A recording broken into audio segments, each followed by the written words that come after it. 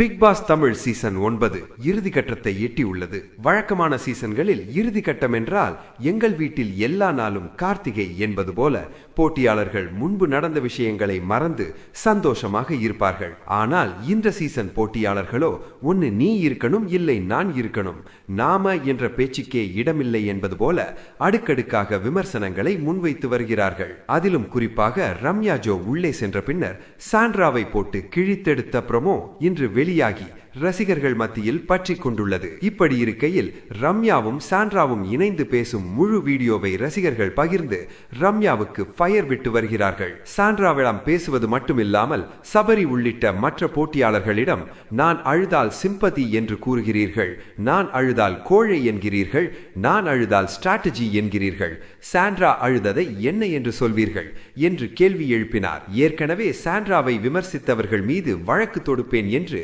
சாண்ட்ராவின் கணவர் பிரஜீம் சமூக வலைதளவாசிகளுக்கு எச்சரிக்கை விடுத்திருந்தார். இதனாலே சாண்ட்ராவின் பிக் பாஸ் நடவடிக்கைகளை இணையவாசிகள் போட்டு அடி அடி என அடித்துக் கொண்டிருக்கிறார்கள். இப்படி இருக்கையில் ரம்யா உள்ளே சென்று சாண்ட்ராவின் ஆட்டத்தையே காலி செய்வது போல வீடே அதிரும் அளவுக்கு பேசியது காத்து கொண்டிருந்த நெட்டிசன்களுக்கு கண்டென்ட்டாக மாறியது. இதனாலும் போட்டு கிழி கிழி என கிழித்து வருகிறார்கள். அதுவும் ரம்யா மட்டுமில்லாமல் மற்ற போட்டியாளர்கள் பலரும் சாண்ட்ரா எப்படித்தான் டாப் 6 வந்தார் என்று தெரியவில்லை, சாண்ட்ராவை விட நான் இந்த நிகழ்ச்சிக்காக அதிக உழைப்பு போட்டுள்ளேன், அவர் அழுது கொண்டேதான் இருந்தார், அதையும் நான் நன்றாக செய்வேனே என்று சாண்ட்ராவை கிடைக்கும் கேப்புகளில் எல்லாம் போட்டு தாழித்து வருகிறார்கள். இப்படி இருக்கையில் வெளியில் இருக்கும் நெட்டிசன்களும் சாண்ட்ராவை மட்டுமில்லாமல் கேஸ் போடுவேன் என்று நெட்டிசன்களை மிரட்டியதற்கும் நெட்டிசன்கள் தொடர்ந்து பதிலடி கொடுத்து வருகிறார்கள். இது தொடர்பான போஸ்டுகளும் இணையத்தில் வேகமாக பரவி வருகிறது.